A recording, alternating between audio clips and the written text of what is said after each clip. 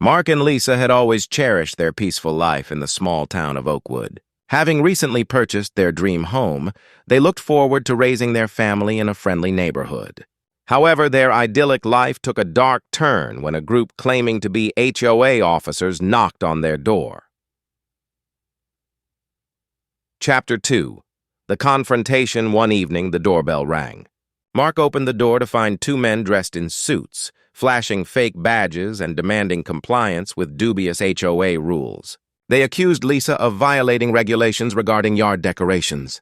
The situation escalated quickly when Mark stepped in to defend his wife. In the chaos, one of the imposters shoved Lisa, causing her to fall and break her arm. Mark was furious, but the fake officers fled, leaving them shaken and in shock. Chapter 3. Seeking Justice. As Lisa recovered, the couple reported the incident to the real HOA and the police. However, the response was lackluster. The police insisted there was little they could do without solid evidence, and the HOA claimed they had no affiliation with the imposters. Frustrated and feeling helpless, Mark turned to his family for support. Chapter 4. The Biker Cousins. Arrive Mark's cousins. A tight-knit group of bikers known for their loyalty and fierce sense of justice heard about the incident. They arrived in Oakwood, revving their motorcycles and ready to take matters into their own hands. Determined to protect their family, they devised a plan to track down the fake HOA officers. Chapter 5. The Search. The cousins split up and scoured the town, asking questions and gathering information. They discovered that the imposters had been seen around various neighborhoods, intimidating other residents. With their network of connections, the bikers finally tracked down the location of the fake officers. Chapter 6. All-Out Revenge. One night. Under the cover of darkness, Mark and his cousins stormed the hideout of the imposters. They confronted the men, demanding to know why they targeted Lisa and others in the community. The bikers made it clear that their actions would not go unpunished. A tense standoff ensued, but the bikers' sheer presence and determination intimidated the imposters. In a swift act of retaliation, they taught the fake officers a lesson about respect and the consequences of their actions. Chapter 7. Community Solidarity. Word of the bikers' actions spread through Oakwood, and the community rallied behind Mark and Lisa. Neighbors who had suffered at the hands of the fake officers came forward, sharing their stories and supporting the couple. The real HOA, now under pressure, took action to protect residents and restore order. Chapter 8. Justice served. With the support of the community, Mark and Lisa filed a formal complaint against the imposters. The police reopened the investigation, and the bikers stood by their side as witnesses. Eventually, the fake HOA officers were apprehended, facing charges for their crimes. Chapter 9. Healing and moving forward. As Lisa healed from her injury, the couple found strength in their community and family. Mark's cousins became more than just family. They were now part of a larger movement advocating for neighborhood safety and protection against fraud. Conclusion. A stronger community. The incident brought the residents of Oakwood closer together. They established a neighborhood watch program and worked with the real HOA to create awareness about scams and safety. Mark and Lisa's experience, though traumatic, sparked a sense of solidarity that transformed their quiet town into a united front against injustice. As Mark and Lisa sat on their porch one evening, surrounded by friends and family, they felt grateful for the love and support that had emerged from a dark chapter. They had not only fought for justice for Lisa, but had also strengthened the bonds of their community. Mark and Lisa Thompson had always dreamed of a peaceful life in the quaint town of Oakwood. After years of saving, they finally purchased a charming two-story house with a white picket fence and a sprawling backyard. They envisioned raising their kids in a friendly neighborhood where everyone looked out for one another. However, their idyllic life took a dark turn when a group claiming to be HOA officers knocked on their door one fateful evening. Mark, who had just returned from work, opened the door to find two men in suits with intimidating expressions. They flashed fake badges and began rattling off a list of supposed violations regarding Lisa's flower garden and seasonal decorations. Chapter 2. The Confrontation. Lisa stood behind Mark, confused and worried. She had taken great care in curating her vibrant garden, pouring her heart into every flower and decoration. As the imposters demanded compliance, Mark felt a surge of anger. "Who do you think you are?" he shouted, stepping forward to confront them.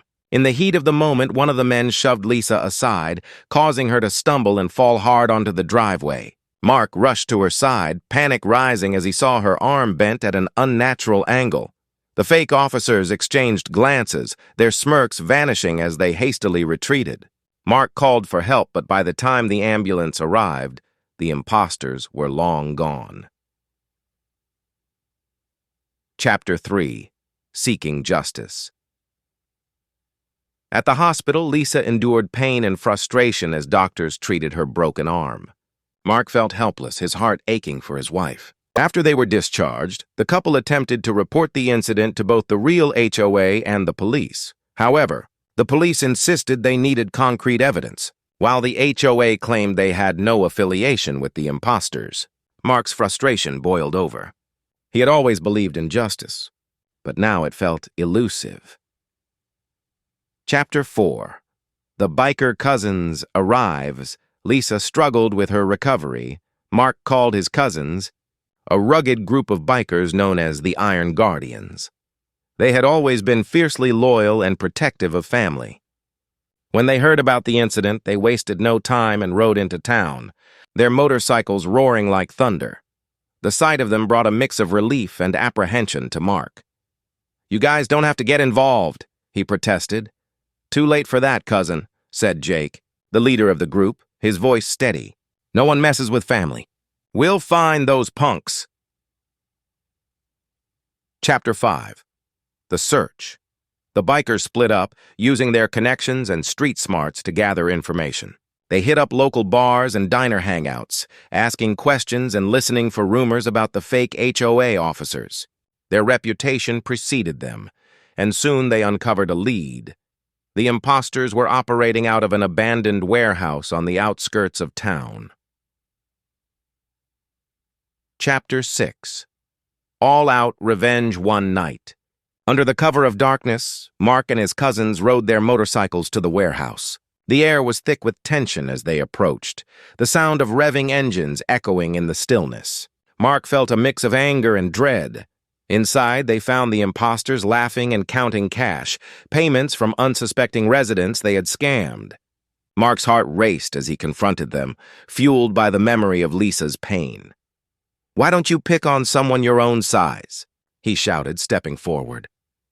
The imposters froze, their expressions shifting from amusement to fear.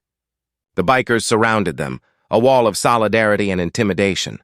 In a swift act of justice, they delivered a lesson the imposters wouldn't forget, ensuring they understood the real meaning of community protection. Chapter 7. Community solidarity. Word of the bikers' actions spread quickly through Oakwood. Residents, emboldened by Mark's courage and the bikers' intervention, began to come forward with their own stories of intimidation and harassment by the fake officers. The real HOA, feeling the pressure from the community and the police, finally took action. They organized a town hall meeting to discuss safety and security in Oakwood, inviting residents to share their experiences. Chapter 8. Justice served with the support of the community. Mark and Lisa filed formal complaints against the imposters. The police reopened the investigation, armed with testimonies from Mark's cousins and other residents. In a surprising turn of events, the fake HOA officers were apprehended and faced multiple charges: fraud, intimidation, and assault. The community felt a wave of relief wash over them as justice was served. Chapter 9. Healing and moving forward. As Lisa healed from her injury, she found strength in the support of their neighbors and the bikers. Mark's cousins became more than just family. They were now part of a larger movement advocating for neighborhood safety and protection against fraud. Together, they established a neighborhood watch program, organizing regular meetings to discuss safety, share information, and foster a sense of community. Mark and Lisa took an active role, feeling a renewed sense of purpose and belonging. Chapter 10. New Beginnings. Months later, Oakwood was transformed. The sense of unity among residents was palpable. Mark and Lisa hosted a community barbecue to celebrate their victory over adversity. Neighbors mingled, sharing stories and laughter, and the bikers were the stars of the evening. As the sun set, Mark raised a glass in a toast. To family, friends, and a community that stands together.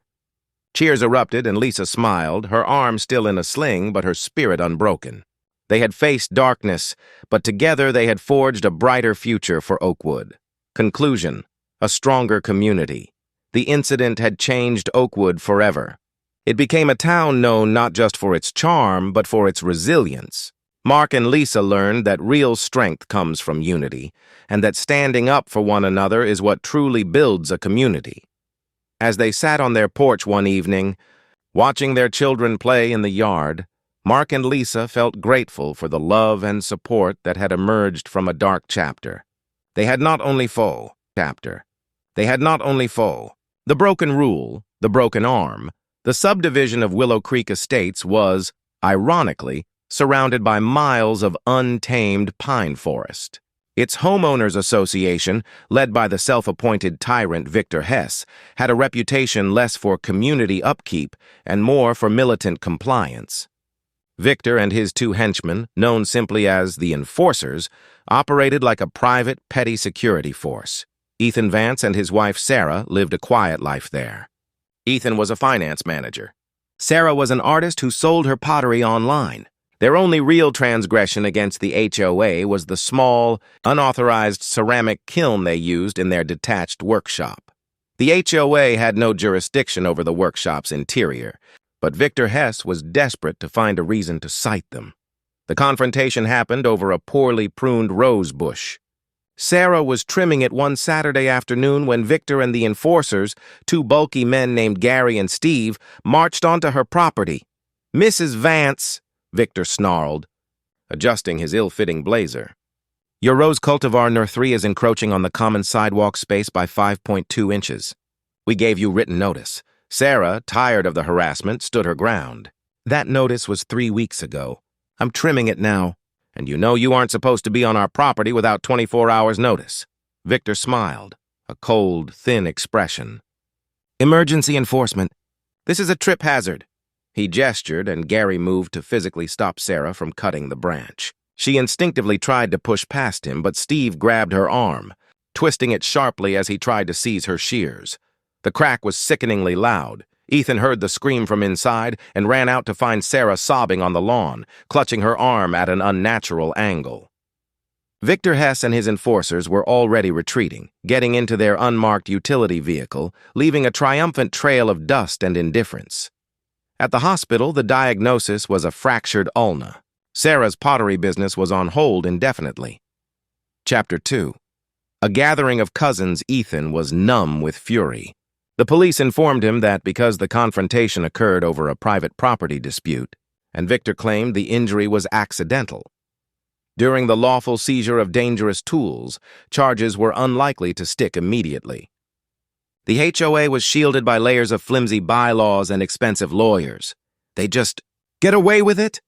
Ethan asked Sarah, pacing their living room. Sarah, resting on the sofa with a massive plaster cast, gave him a small, pained smile. "I think it's time for some family muscle, honey. Call Aunt Carol." Ethan's extended family was unconventional. Aunt Carol was the matriarch of the Blue Heron Biker Club, a large, tightly knit group of cousins, second cousins, and family friends who were fiercely loyal. They were not a criminal gang. They were mechanics, nurses, and builders, but they looked every bit the part, riding customized, thunderous bikes and wearing leather patches stitched with the formidable Blue Heron crest. A week later, 25 gleaming motorcycles pulled onto Ethan's quiet Willow Creek street. The roar of the engines sounded like the community was finally getting the noise violation it deserved. Leading the pack was Cousin Mac, a towering man with a gentle voice and forearms like steel cables. "Victor Hess, you say?" Mac leaned against his custom chopper, his eyes assessing the neighborhood. "Running a fake HOA, breaking family bones. That's a serious breach of decorum, cuz." Ethan handed Mac a manila folder, copies of Sarah's x-rays, the initial police report, and the HOA's articles of incorporation. "They're a sham. Mac, Victor never filed the proper state registration. They've been operating as a de facto non-existent entity for 3 years just to push people around." Mac grinned, a flash of metallic silver from his teeth. "So they have no legal standing, but they assaulted a Vance. Got it.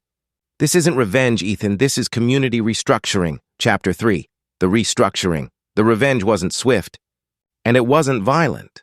It was methodical, terrifying, and utterly humiliating. Phase 1. Legal intimidation. The next day, Victor Hess received an official-looking document via certified mail. It was a cease and desist order written on letterhead that looked very official, citing state statutes and demanding immediate financial restitution and the dissolution of the illegal shadow governing body. It was signed not by a governor, but by Mac Vance, Chief Compliance Officer, Blue Heron Protective Services, as Victor frantically called his lawyer. Mac and 4 cousins, wearing business casual shirts over their leather vests, showed up at the HOA office, a glorified broom closet in the community center. They carried clipboards, tape measures, and a large metal briefcase. They simply sat there staring for 8 hours, whispering about irregularities and asset forfeiture. Phase 2, operational sabotage, the enforcers, Gary and Steve were essential to Victor's intimidation. That weekend, a few Blue Heron mechanics found the utility vehicle the enforcers drove. They didn't damage it. They simply installed a tiny, perfectly legal device that made the horn blare randomly, loudly, and relentlessly, but only when the vehicle was traveling under 10 mph, the exact speed limit in the neighborhood. Every patrol became a sonic nightmare. Meanwhile, 3 cousins who worked in construction management filed 5 separate, simultaneous Freedom of Information requests with the city planning department. Each one was a legal, bureaucratic nightmare demanding records from the Willow Creek HOA, records they knew Victor didn't have because his HOA wasn't registered. Phase 3. The final confrontation. The following week, Victor called an emergency meeting, desperate to rally the homeowners against outside agitators. As Victor began his rant about the illegal intrusion by the supposed compliance officer, the community center doors swung open. The entire Blue Heron Biker Club, 25 people in full leathers, their jackets gleaming, walked in. They didn't speak. They didn't threaten. They just filled the back row, their mere presence crushing the air out of the room. Mac stepped forward and addressed the nervous homeowners, not Victor. "I'm here to tell you that the fines and the rules you've been living under are legally meaningless. The paperwork was never filed. You have been subject to the personal whims of a man with no authority, a man whose employees broke the arm of a peaceful woman for cutting a bush." He motioned to the door. Standing there were 2 actual sheriff's deputies. "Your actual problem," Mac continued, "is that Victor, Gary, and Steve trespassed and committed assault on private property, and that is something the sheriff's office is interested in. They are being served warrants right now for assault and operating a fraudulent entity." Victor's face went white. The 2 enforcers tried to slip out the back but found the door blocked by 2 enormous, silent bikers. The deputies walked over, clipped the cuffs on Victor and his goons, and escorted them past the stunned homeowners. As the sheriff's car pulled away, Mac gave a slight nod to Ethan, who was standing proudly next to a smiling, unarmed Sarah. The Willow Creek Estates HOA dissolved soon after, replaced by a much friendlier, legally constituted neighborhood council. Ethan and Sarah kept their kiln, and the Blue Heron Biker Club earned the permanent, honorary status of Community Watch Committee. No one, ever again, dared complain about the volume of their motorcycles. That was quite the ride. Would you like to hear about a less intense form of HOA revenge? Perhaps one involving a spectacular display of holiday lights? Spectacular display of holiday lights?